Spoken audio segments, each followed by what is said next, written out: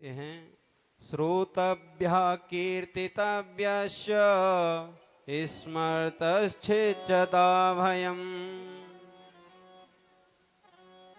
समझ लीजिए, सबसे पहले जीव को क्या करना चाहिए। ये बात अकेले परीक्षित के लिए नहीं, ये बात हम और आप सभी के लिए है।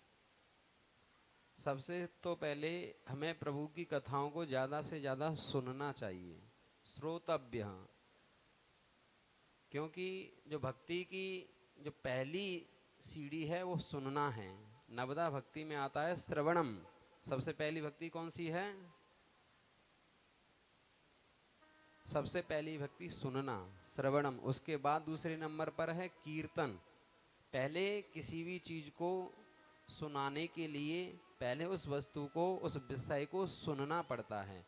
जब आप सुनेंगे किसी विषय को, तभी आप किसी दूसरे को सुना सकते हैं।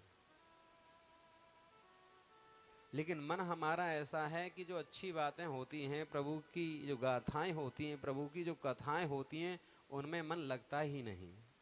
मन की गति और पानी की गति हमेशा एक जैसी होती है। किसी छत पर यदि पानी भरा हो तो पानी कहाँ जाकर गिरता है? जिधर की तरफ ढलान हो, ढलान की तरफ पानी गिरता है। ऐसी हमारे मन की गति है। व्यर्थ की जहाँ चीज़ें चलती हों, व्यर्थ के फुअड़ चलते हों, जिधर व्यर्थ के संगीत चलते हों, जिनका प्रभु से कोई लेना देना नहीं है, उनकी तरफ हमारा मन बड़ा आकर्षित होता है। कोई यदि फालतू के गाने चल रहे हों तो हमें बहुत जल्दी याद हो जाते हैं। लेकिन यदि प्रभु की कथाओं की यदि बात की जाए कि प्रभु की कथा प्रत्येक वर्ष होती है, तो बताइए क्या याद किया, क्या समझ में आया? तो वो कथा सिर्फ उतने समय तक ही आपके दिमाग में रहती है जितने समय तक आप पांडाल में रहते हैं। पांडाल के बाद जाते ही सब भूल जाते हैं। ये विधा है।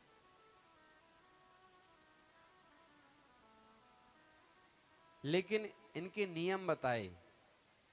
जिस प्रकार बहुमंजिला इमारत पर जब हम जल पहुंचाते हैं तो पाइपों की व्यवस्था करते हैं, नीचे से मोटर चलती है तो ऊपर तक जो है पानी पहुंच जाता है। उसी प्रकार मन को प्रभु की तरफ मोड़ने के लिए, मन को प्रभु की तरफ लगाने के लिए साधन बताए। वो साधन क्या है? वो साधन है कथा। जब हम प्रभु की कथा सुनते हैं तो हमारा मन बड़ा पुलकित होता है। प्रभु ने ऐसी सुंदर सुंदर लीलाएं की, प्रभु ने किस प्रकार भक्तों पर कृपा की। जब ये सब कथाएं हम सुनते हैं तो हमारा मन रीझ जाता है, मन बड़ा रोमांचित हो जाता है। तो जब हमारा मन रीझ जाए तब हमें मन को प्रभु की तरफ मोड़ देना चाहिए। श्रोतभ्यः कीर्तितव्यश्च। उसके बाद खूब कीर्तन करना चाहिए। कीर्तन अर्थात जो कथा आपने सुनी है, उस कथा की चर्चा आप घर में जाके अवश्य करें कि आज व्यास जी महाराज ने हमको ये कथा सुनाई। वृंदावन से व्यास जी आए थे हमारे यहाँ पर, उन्होंने आज प्रभु की ये कथा सुनाई। जब आप इस तरीके से कथाओं को अपने घर में चर्चा करेंगे, आप अपने बच्चों को सुनाएंगे, बच्चों को समझाएंगे, तो शायद आपका वैकुंठ बन जाएगा, आपका जीवन बन जाएगा। श्रोतव्य कीर्तितव्यश्च। देखिए, हमेशा सबसे पहले सुनने की बात आई, सुनाने की बात दूसरे नंबर पर आई। क्यों? क्योंकि सुनने वाला श्रोता होता है, वह स्वतंत्र होता है कि प्रत्येक विषय पर कितना भी आनंद ले सकता है, कितना भी डुबकी लगा सकता है ज्ञान में। कई कई ऐसे प्रसंग आ जाते हैं श्रीमद् भागवत सत्ता ज्ञान यज्ञ में कि सुनकर आंसू ही आंसू निकल पड़ते हैं। तो सुनने वाला तो स्वतंत्र है, खूब रो सकता है, खूब हंस सकता है, लेकिन सुनाने वाला स्वतंत्र नहीं है। क्योंकि यदि उसने अपने आप को खो दिया तो कथा का प्रसंग ही बिगड़ जाएगा, आगे कुछ बोल ही नहीं पाएगा।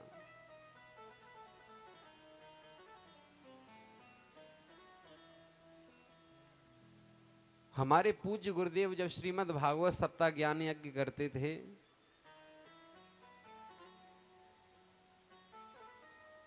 एक बार उन्होंने गोपी गीत, जो गोपी गीत हम भागवत में सुनते हैं, बिरह का है गोपी गीत। जब गोपियां रो रही हैं भगवान श्री कृष्ण की याद में, इतना बिरह था कि एक श्लोक बोल पाए, उसके बाद दूसरा श्लोक बोल ही नहीं पाए, उस दिन कथा ही न कर पाए। तो कहने का तात्पर्य यह है कि सुनने वाला तो स्वतंत्र है, कितनी भी डुबकी लगा सकता है, लेकिन सुनाने वाला स्वतंत्र नहीं है। तो आप सब लोग तो स्वतंत्र हो, कितनी भी डुबकी लगा सकते हो। श्रोतव्यः कीर्तितव्यश्च स्मर्तश्चिच्छता भयम्। जब आप सुनो फिर सुनाओ, उसके बाद उसका स्मरण करो, उसका ध्यान करो। ध्यान विधि बताई। बोले ध्यान कैसे लगाएं? ध्यान तो एक जगह लगता ही नहीं है। बोलो, जब पूजा करते हैं हम, जब मंदिर में आरती करते हैं, आप अपने घर में दीपक भी जलाते होंगे, आरती भी करते रहते होंगे, तो मन में कभी कभी विचार आ जाता होगा कि अरे अभी हमारा ये कार्य तो अभी रह ही गया है। अच्छा, आप ऐसा करके देखना कि 10 मिनट एक जगह बैठना और भगवान के नाम का, किसी भी मंत्र का जाप करना। तो जाप करेंगे तो इतने में 10 बार हमारा मन पूरे घर में घूम आएगा, पूरे व्यवसाय में घूम आएगा, लेकिन मन नहीं लगता। और वही आप कोई पिक्चर वगैरह देखेंगे ना जब टीवी के सामने बैठ के, तो मन बिल्कुल वहीं रहेगा। बच्चे कहते हैं कि महाराज जी पढ़ने में मन नहीं लगता, लेकिन बच्चों को खूब महाराज मोबाइल चलाने में खूब मन लगता है। मन इधर से उधर हटता ही नहीं है। बोलो हटता है क्या? लेकिन उनसे कहें कोई कथा सुन लो 10 मिनट बैठ के, तो महाराज 50 काम याद आ जाते हैं।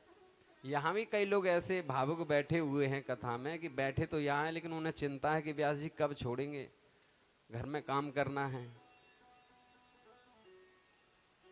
तो मन की ये गति है, आपका दोष नहीं है। मन हमेशा भागता है, एक जगह टिकता नहीं है। लेकिन शास्त्र में इसके लिए विधि बताई, वो विधि मैं आपको बता रहा हूँ। जो लोग ये कहते हैं कि महाराज हम एक जगह ध्यान नहीं दे पाते, हमारा मन नहीं लगता, तो उसके लिए भागवत में विधि बताई है। जिन बच्चों का पढ़ने में मन नहीं लगता, जिन भाई बंधुओं का प्रभु की पूजा में मन नहीं लगता, जिनका मन एक जगह स्थिर नहीं रहता, मन हमेशा भागता रहता है, तो उनके लिए विधि बताई शास्त्र में। क्या है? जितासनो जितश्वासो जित संगो जितेंद्रियः। सबसे पहले तो आसन को जीतो, जितासनो। पहले एक आसन पर बैठना चाहिए। जो भी आपको आसन अच्छा लगे उस आसन पर बैठ जाइए।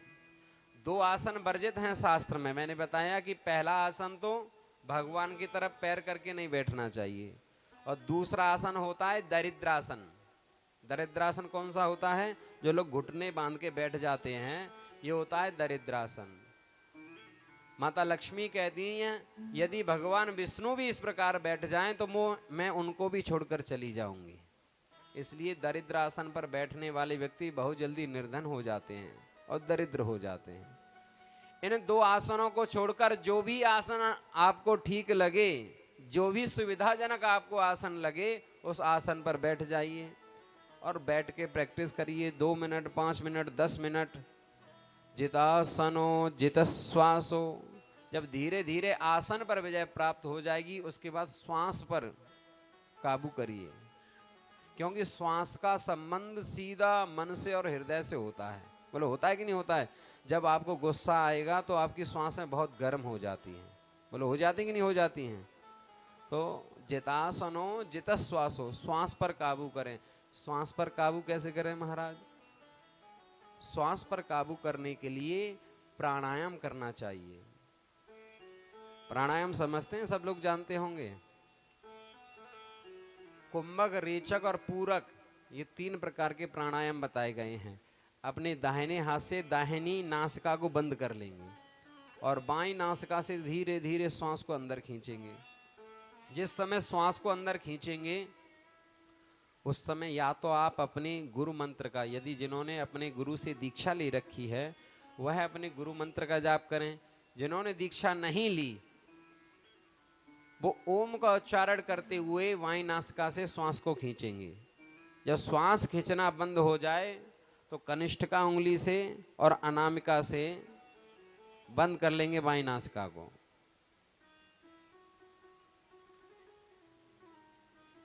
जैसे ही बंद कर लेंगे फिर श्वास को रोक कर रखेंगे अपने मन में, अपने आप में रोकेंगे और फिर से उसी मंत्र का उच्चारण करेंगे जो आपका गुरु मंत्र हो अथवा ओम। एक बार, दो बार, तीन बार जहां आपने उच्चारण किया अपना अंगूठा हटा देंगे और फिर धीरे धीरे श्वास को दाहिनी नासिका से निकालेंगे। ये विधि है प्राणायाम की। जो ये प्राणायाम करता है, जिसने 5 बार भी ऐसा कर लिया, समझ लो उसकी याददाश्त बहुत तेज हो जाती है। जो बच्चे कहते हैं कि पढ़ने में मन नहीं लगता, जो व्यक्ति कहते हैं हम कुछ भी याद करते हैं हमें ध्यान ही नहीं रहता, जब वो ऐसा करेंगे वो पाएंगे कि उनकी याददाश्त बहुत तेज हो जाती है। कुछ बच्चे ऐसे होते हैं ना, कुछ चीज़ों को देर से समझ पाते हैं। कुछ बच्चे ऐसे होते हैं कि बोलने में लड़खड़ा जाते हैं। कुछ बच्चों को याद नहीं होता। ये विधि आप करेंगे तो आप पाएंगे कि बच्चे में निश्चित रूप से बदलाव है। एक विधि और एक शंख बजाने की विधि और बताई।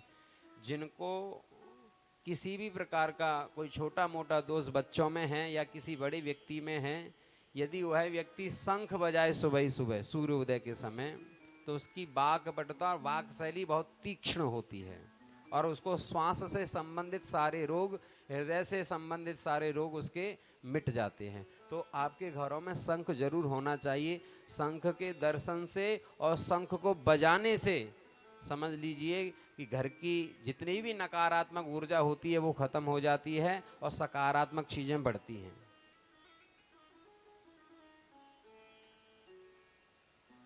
जितासनो जित श्वासो जित संगो जितेंद्रिया, और असंग हो जाओ। ऐसे व्यक्ति जिन लोगों के साथ में रहने से आप प्रभु से दूर हो रहे हैं, प्रभु की भक्ति नहीं कर पा रहे हैं, तो असंग हो जाए। ऐसे व्यक्तियों को छोड़ दो और ऐसे व्यक्ति का साथ पकड़ो जिनके साथ लगने से कम प्रभु का नाम आप 1 बार 2 बार 10 बार ले सकते हो। तो ऐसे व्यक्ति से जुड़िए और अपनी इंद्रियों पर काबू करिए। जब आपकी इंद्रियों पर जब काबू हो जाएगा तो क्या होगा, तब जाके आप ध्यान कर सकते हैं भगवान का। ध्यान किसका करना है, तो 2 प्रकार के ध्यान बताए। एक स्थूल ध्यान बताया, एक सूक्ष्म ध्यान बताया। हमें विराट रूप का आंखें बंद करके ध्यान करना चाहिए। संपूर्ण चराचर जो भी हमें परिलक्षित हो रहा है, जो भी संसार हमें दिखाई दे रहा है, ये सब उस परमात्मा की बड़ी विशेष कलाकारी है। पृथ्वी से नीचे के लोग ये सब प्रभु ने बनाए, पृथ्वी से ऊपर के लोग सब प्रभु ने बनाए। संसार में जितनी भी नदियां दिखाई देती हैं ये परमात्मा की धमनियां हैं, परमात्मा की नसें हैं। संसार में जितने भी वृक्ष परिलक्षित हो रहे हैं ये प्रभु के रोम हैं, प्रभु के रोम बाल हैं।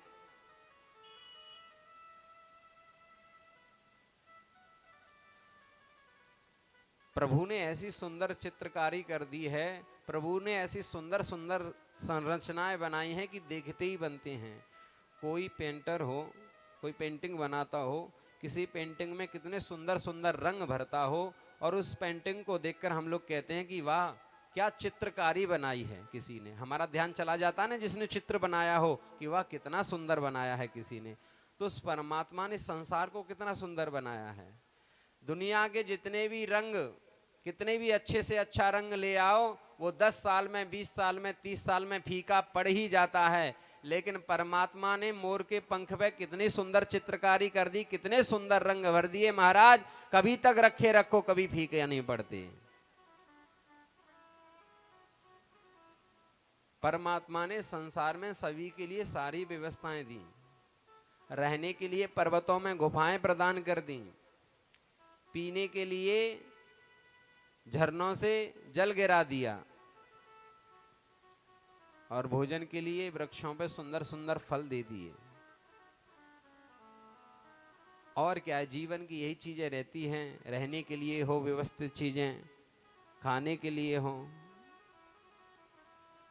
रोटी कपड़ा और मकान, यही तो जीव की आवश्यकता है। लेकिन अब जैसे जैसे जीव अपनी आवश्यकताएं बढ़ाता जाएगा तो वैसे वैसे ही महाराज प्रकृति के साथ छेड़छाड़ होगा तो प्रकृति अपना रौद्र रूप दिखलाएगी। परमात्मा ने जितनी जरूरी चीजें थी वो सभी प्रदान की हैं। अब हमारी आवश्यकताएं कुछ ज्यादा हो रही हैं। जब हमारी आवश्यकताएं कुछ ज्यादा हो रही हैं तो हम प्रकृति के साथ छेड़छाड़ करते हैं। फिर प्रकृति एक समय के बाद अपना रौद्र रूप दिखाती है, तब हम कहते हैं कि महाराज तबाही हो रही है।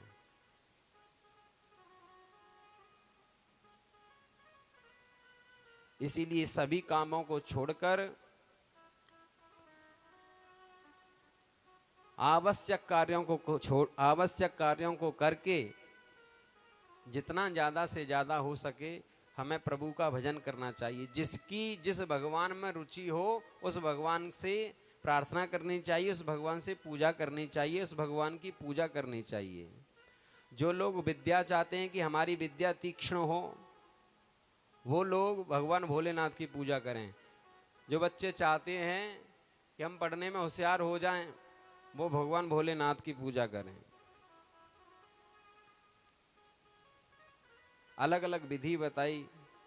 चंद्रमा की पूजा करें, भगवान विष्णु की पूजा करें, हनुमान जी की पूजा करें। लेकिन जो कोई कुछ नहीं चाहता और सब कुछ चाहता है, वो भगवान विष्णु की पूजा करे। अकामो मोक्ष कामो, अकामो सर्व कामो वा।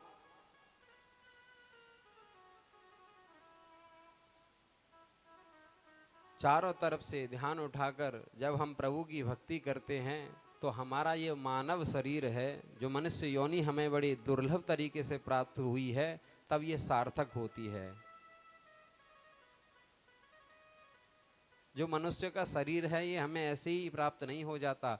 जब हमारे विशेष पुण्य उदय होते हैं तब जाकर हमें ये मनुष्य का तन प्राप्त होता है। जितनी भी योनियां बताई गई हैं शास्त्र में, उन सब में श्रेष्ठ योनि है कौन सी? मनुष्य योनि। इस मनुष्य योनि में आकर भी यदि हम प्रभु का भजन न कर पाए तो ये मनुष्य शरीर नहीं बल्कि पशु तुल्य है।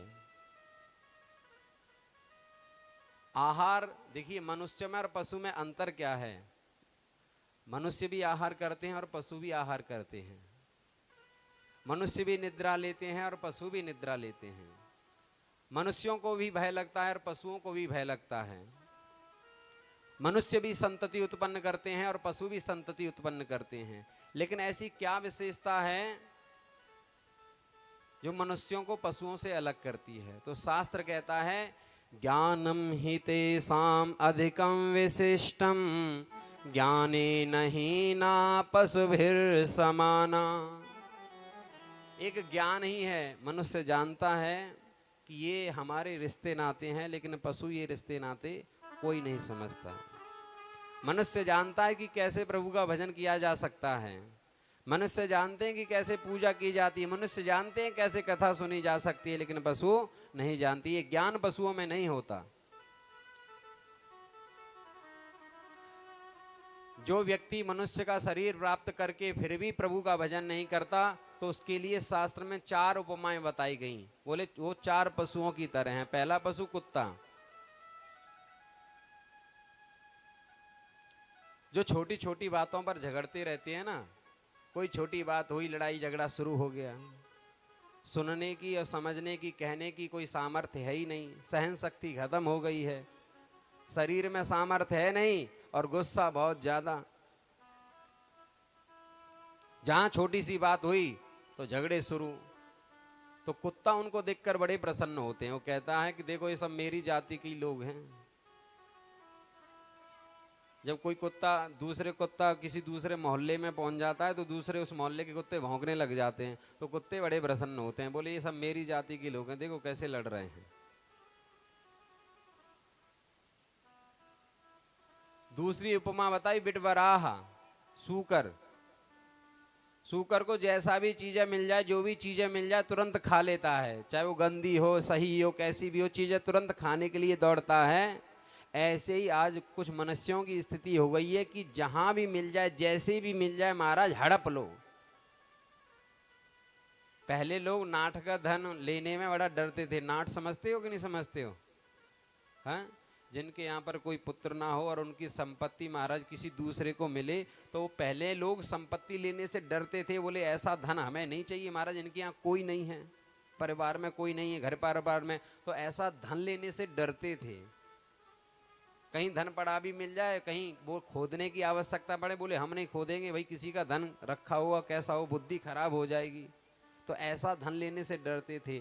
लेकिन आज मनुष्य की स्थिति क्या है, बोले बस हड़पने के लिए मिल जाए, कैसे भी धोखा कर दें किसी भी तरीके से। धन पाने के लिए हर एक जगह की जमीन को खोदा जा रहा है। किसी ने कह दिया, किसी तांत्रिक ओझा ने बता दिया यहाँ धन है तो महाराज वहीं घर में खुदाई, घर घर में महाराज तांत्रिक लोग खुदाई करवा रहे हैं। पहले डरते थे कि भैया ऐसा धन नहीं चाहिए, बेकार का पैसा नहीं चाहिए। अब तो महाराज कहते हैं बस बेकार का पैसा मिले कैसे भी। तो सूगर बड़े प्रसन्न होते हैं, बोले जिस प्रकार हम सबको हड़प के खा लेते हैं, जो चीज हमें मिल जाए हम खा लेते हैं, ऐसे ही ये मनुष्य हो रहे हैं। तीसरी उपमा बताई तुंग शिरह, ऊंट की। जहां व्यक्ति को थोड़ा सा कोई पद मिल जाता है ना, छोटा सा कोई पद मिल गया, मान लो गली मोहल्ले का ही मिल गया, तो महाराज वो समझता है कि अब तो हम ही हैं जो सब कुछ है। अब तो वो जब तक महाराज जब होता है ना इलेक्शन होता है, इलेक्शन से पहले महाराज साहब चले आ रहे हैं, दंडवत प्रणाम, खूब लंबी लंबी दंडवतें लगती हैं। जहाँ इलेक्शन पूरा हुआ, भैया कौन हो तुम? अच्छा तुम उस गली के हो क्या? अच्छा तुमको देखा नहीं है कभी? पहले तो कभी नहीं देखा। बोले जब वोट मांगने आए थे पैर छुए तब नहीं देखा था?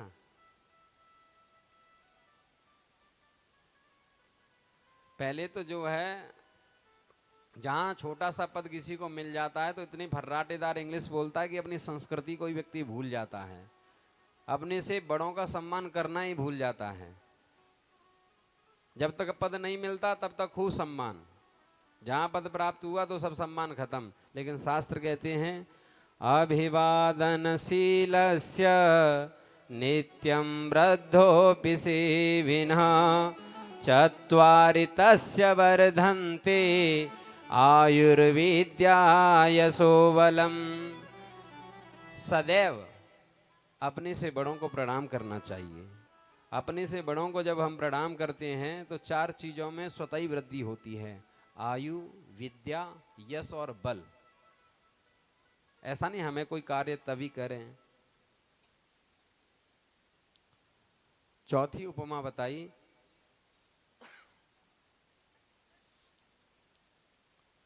गधा की। गधे का कार्य क्या है? जीवन भर अपने मालिक का बोझा ढोता है। बोले ढोता है कि नहीं ढोता है? अब खूब बोझा ढोता है, जीवन भर ढोता है। जब वो बूढ़ा हो जाता है तो मालिक उसको घर से बाहर निकाल देता है, भगा देता है। बोले भगा देता है कि नहीं भगा देता है?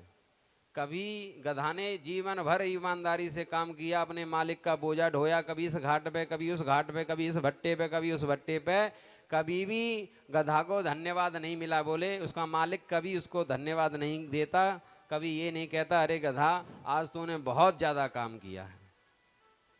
ऐसी कुछ मनुष्य होते हैं जो जीवन भर अपने परिवार का बोझा ढोते रहते हैं, ढोते ही रहते हैं। उनको प्रभु से कोई मतलब नहीं होता। दुनिया से झूठ बोलेंगे, सारी चीजें बोलेंगे, बोझा सिर पर रखेंगे, ढोते जाएंगे। बिल्कुल मरने की स्थिति आ जाती है, घर वाले कहते हैं कुछ भजन कर लो।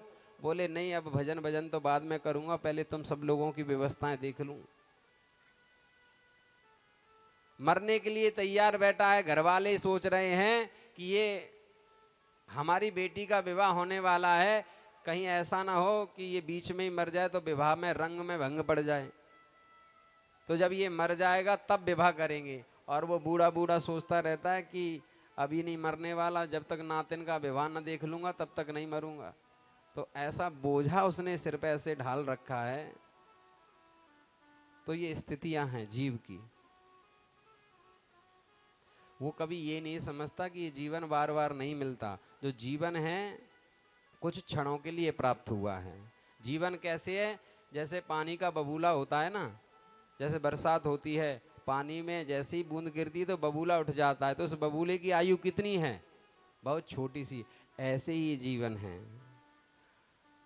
हम सभी लोग काल के गाल में बैठे हुए हैं। जीवन कब तक सुरक्षित है? जब तक अजगर रूपी यह काल अपने मुख को बंद नहीं कर लेता तब तक। जैसे इस काल ने अपना मुख बंद किया, जैसे इस अजगर रूपी सर्प ने अपना मुख बंद किया, तो उसी समय गोविंदाय नमो नमः हो जाती है।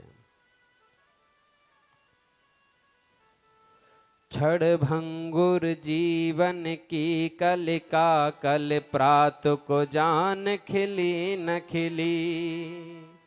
मलयाचल की सुच शीतल मंद सुगंध, समीर चली न चली। कलिकाल कुठार लिए फिरता, तन नम्र से चोट झिली न झिली। कहले हरि नाम अरि रसना, अंत समय में हिली न हिली। बोले नहीं, मैं तुम्हें कुछ उपदेश देता हूं। तो चतुश्लोकी यहाँ पे भागवत सर्वप्रथम नारायण जी ने ब्रह्मा जी को सुनाई। अहमेवा समेवाग्रे, नान्या सद सद सत्परम। पश्चादहं यदि तच्च, यो वशिष्येति सोऽस्म्यहम्। ऋते अर्थं यत् प्रतीयेत, न प्रतीयेत चात्मनि। तद्विद्यादात्मनो मायां, यथा वासो यथा तमः। यथा महान्ते भूतानि, भूतेषु चावचिष्वनु। प्रविष्टान्य प्रविष्टानि, तथा तेषु नतिस्वहम्। एतावदेव जिज्ञासं, तत् जिज्ञासुनात्मना। अनवैवतरेकाभ्यां, यत्स्यात् सर्वत्र सर्वदा। जब ये भागवत सुनाई, बोले कि संसार में जो भी परिलक्षित हो रहा है वो सब कुछ मैं ही हूं। बनने वाला भी मैं हूं और बनाने वाला भी मैं हूं। विस्तार से बताया, जैसे कुम्हार मिट्टी के बर्तन बनाता है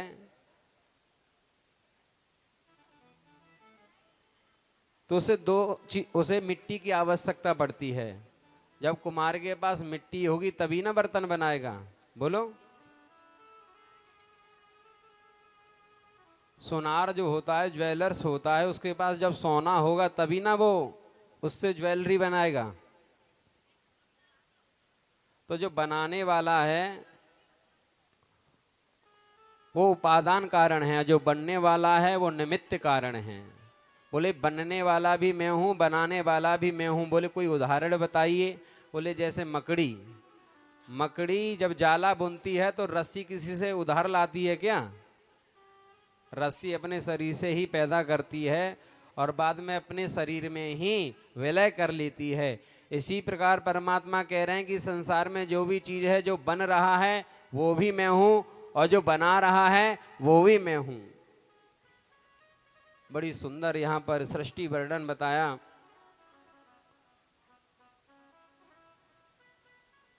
परीक्षित जी कहते हैं श्री सुखदेव स्वामी जी से कि भगवान तो जो लोग बहुत पढ़े लिखे होंगे उनको मिलते होंगे, जो ऊंची जाति के लोग होंगे भगवान उनको मिलते होंगे।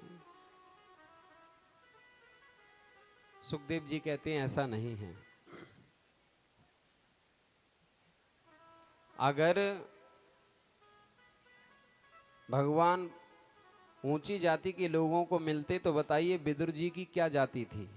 दासी पुत्र थे, भगवान तो उनको भी मिले। भगवान को तो सीधा, भगवान का सीधा कहना है जो मुझको भजेगा मैं उसको मिलूंगा, जो मेरी शरण में आएगा उसे मैं अपनी शरण जरूर ग्रहण करने दूंगा।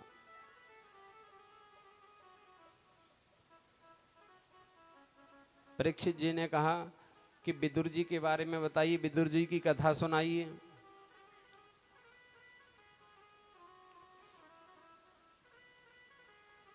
एक बार श्री विदुर जी महाराज धृतराष्ट्र के पास गए। जब दुर्योधन ने लाक्षागृह का षड्यंत्र रचा था कि उनमें पांडवों को जलाकर राख कर देंगे, तो विदुर जी जाते हैं धृतराष्ट्र के पास और कहते हैं, हे महाराज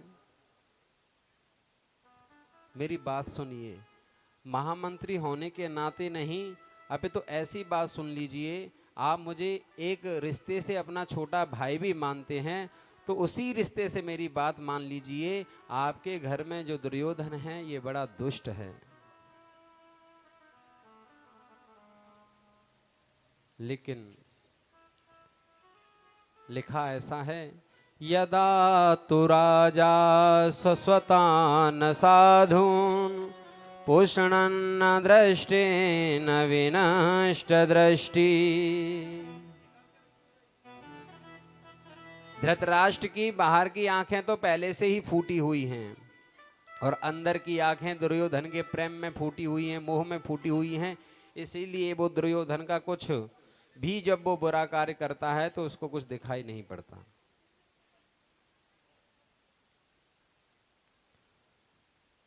खूब समझा रहे हैं विदुर जी कि महाराज मेरी बात सुन लीजिए। यदि किसी राष्ट्र को एक ग्राम त्यागने से समृद्धि मिलती है, यदि कोई राष्ट्र एक ग्राम के त्यागने से बचता है तो उस ग्राम को त्याग देना चाहिए। यदि एक परिवार को त्यागने से यदि ग्राम बचता हो तो उस परिवार को त्याग देना चाहिए। आपके घर में ये दुर्योधन बड़ा दुष्ट है, इसको निकाल दीजिए। इसके प्रेम में आप अच्छा बुरा सब कुछ भूल गए हैं। वैसे तो पांडव सब प्रकार से आपकी आज्ञा का पालन करेंगे, लेकिन आप अपने इस पुत्र को समझा लीजिए।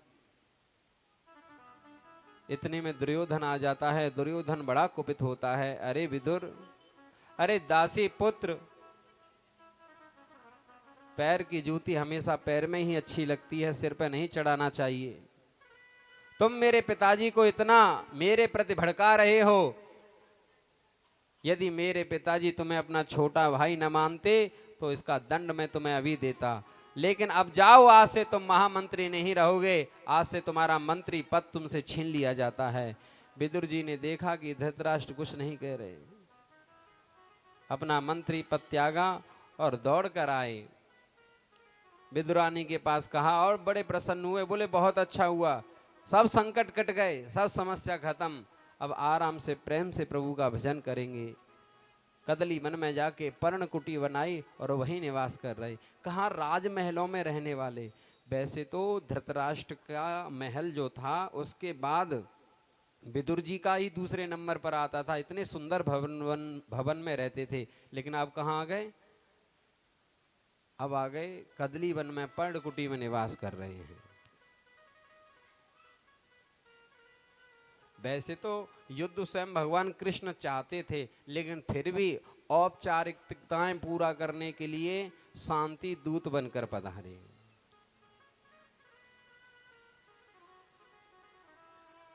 विदुर जी ने कहा विदुरानी से कि मैं जाता हूं दर्शन करने के लिए।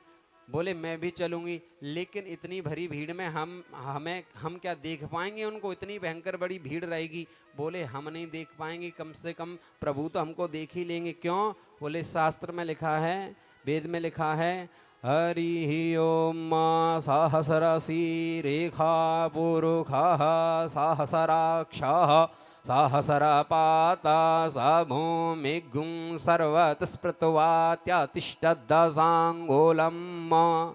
सहस्राक्ष, उसकी हजारों आंखें हैं, हम नहीं देख पाएंगे तो कम से कम वो तो हमें देख ही लेंगे। ऐसा विचार करके आज विदुर और विदुरानी दोनों लोग दर्शन के लिए गए। आज इधर दुर्योधन ने कपटता पूर्ण मैत्री दिखाते हुए बड़े सुंदर भव्य स्वागत की तैयारी की। जहां दरवाजे से भगवान कृष्ण को आना है, वहां महलों पर सुंदर युवतियों को खड़ा कर दिया पुष्प की वर्षा करने के लिए। जगह जगह पर ब्राह्मणों को स्वस्ति वाचन का पाठ करते हुए खड़ा कर दिया कि कृष्ण आए तो स्वस्ति वाचन का पाठ करना, कृष्ण आए तो पुष्पों की वर्षा करना। बड़ा भयंकर आयोजन कर दिया, ध्वजा पताकाएं लगा दी, सुंदर सत्कार की तैयारी कर दी। जैसे ही कृष्ण आते हैं तो सब लोग कृष्ण को देख रहे हैं और कृष्ण की नजर कोने में खड़े विदुर और विदुरानी की तरफ है। विदुरानी सक पका जाती है, बोलो देखो कृष्ण मुझे देख रहा है। विदुर जी कहते हैं कि मुझे भी देख रहा है। विदुर जी ने कहा विदुरानी से, तुम जाओ घर पर, मैं देख कर आता हूं कि पांडवों के भाग्य का फैसला क्या होता है। विदुरानी चली जाती हैं। अब कोई मंत्री पद तो था नहीं विदुर जी के पास जो सभा में बैठते। जैसे आम जनता खड़ी हुई थी उसी प्रकार प्यारे विदुर जी खड़े हो गए। बढ़िया स्वर्ण का सिंहासन, एक ऊंचा सिंहासन भगवान कृष्ण के लिए बनाया गया, उस पर भगवान बैठे हैं। पास में दुर्योधन, धृतराष्ट्र इत्यादि सभी लोग सभासद बैठे हुए हैं। दुर्योधन ने कहा कि कहिए प्रभु कैसे आना हुआ। बोले हे सुयोधन, मैंने तुझे कभी दुर्योधन नहीं कहा। मूर्ख जो प्राणी होता है ना, अपनी प्रशंसा सुन के बड़ा प्रसन्न होता है। बोले हे सुयोधन, मैंने कभी तुझे दुर्योधन नहीं कहा है, अच्छी बुद्धि वाला। सुयोधन माने अच्छी बुद्धि वाला। ये बताओ पांडव तुम्हारे भाई हैं या नहीं हैं? बोले हाँ भाई हैं। अच्छा भाई हैं तो तुम आधे राज्य के अधिकारी है या नहीं है? वैसे तो पूरे राज्य के अधिकारी हैं, लेकिन तुम ही अपने मुख से बताओ क्या आधे राज्य के अधिकारी हैं अथवा नहीं? बोले बिल्कुल नहीं हैं। सुयोधन को दुर्योधन को फिर समझाया कि तुम उनको आधा राज्य दे दो, मैं उनको समझाने का प्रयास करूंगा, और यदि आधा राज्य भी नहीं दे पाते तो 5 गांव मात्र दे दो, मैं पांडवों को समझा लूंगा, ये युद्ध टल जाएगा। युद्ध नहीं होगा, युद्ध होगा तो बड़ी दुर्दशा होगी। लेकिन तमा के खड़ा हो जाता है दुर्योधन और कहता है सूचग्रेणे वदास्यामि विना युद्धेन केशव। सूचग्रेणे वदास्यामि विना युद्धेन केशव। मैं बिना युद्ध के तो केशव सुई की नोक के बराबर भी भूमि नहीं दूंगा। अब तो बिना युद्ध के कोई बात संभव नहीं है केशव। तो भगवान भी खड़े हो जाते हैं और कहने लगे कि दुर्योधन, तूने अभी युद्ध की परिभाषा को नहीं समझा। युद्ध तो होगा, लेकिन ऐसा युद्ध होगा कि तूने कभी सोचा नहीं होगा। हाँ हाँ दुर्योधन, रण ऐसा होगा ऐसा न कभी भी हुआ होगा। दुर्योधन, रण ऐसा होगा जो पहले कभी भी नहीं हुआ होगा और ना आगे कभी होगा। ऐसा युद्ध होगा कि भाई भाई पर तलवारें चलाएगा, भाई भाई पर बाण छोड़ेंगे। अभी तुझे युद्ध की परिभाषा नहीं पता। युद्ध में हजारों स्त्रियां विधवा हो जाएंगी, लाखों बच्चे अनाथ हो जाएंगे, किसी का पति भी छुड़ जाएगा, किसी की पत्नी भी छुड़ जाएगी, किसी के बच्चे भी छुड़ जाएंगे। युद्ध तूने सिर्फ नानी की कहानियों में सुना होगा दुर्योधन, अभी युद्ध की परिभाषा तुझे नहीं पता। जैसे ही देखा कि भगवान क्रोधित हो रहे हैं तो तुरंत धृतराष्ट्र ने हाथ मसक दिया। किसका? दुर्योधन का हाथ दबाया। बोले इससे ज्यादा बहस मत कर, इसके हाथ में सुदर्शन है, अभी चला देगा, सब हो जाएगा लीला पार। तो तुरंत हाथ जोड़ के बोला, अरे प्रभु मुझको क्षमा करना, बचपन से ही थोड़ा सा उद्दंड हूं, इसलिए मेरे मुख से ऐसी तेज आवाज में बात निकल गई, क्षमा करना। चलिए ये सब राजकाज की बातें तो होती रहेंगी। चलिए मेरी माता गांधारी ने आपके लिए सुंदर 56 प्रकार के भोग बनाए हैं। भगवान ने कहा ऐसा है, भोजन 2 परिस्थितियों में किया जाता है। समझ लीजिए भोजन कहाँ किया जाता है? 2 परिस्थितियां होती हैं भोजन की। एक तो जब व्यक्ति को भूख लगी हो, जब व्यक्ति को भूख लगी हो तो मांगकर भी खा ले तो कोई दोष नहीं है। दूसरा, जब खिलाने वाले के मन में श्रद्धा बहुत ज्यादा हो तो उसका मान रखने के लिए चाहे एक निवाला खा लें, लेकिन अवश्य खा लीजिए। लेकिन यहां दोनों ही परिस्थितियां नहीं हैं। ना तो तेरे मन में ऐसी कोई श्रद्धा है और ना मुझे भूख है, और फिर भी मेरा आज जो भोजन है वो तो विदुर जी के यहां पर है।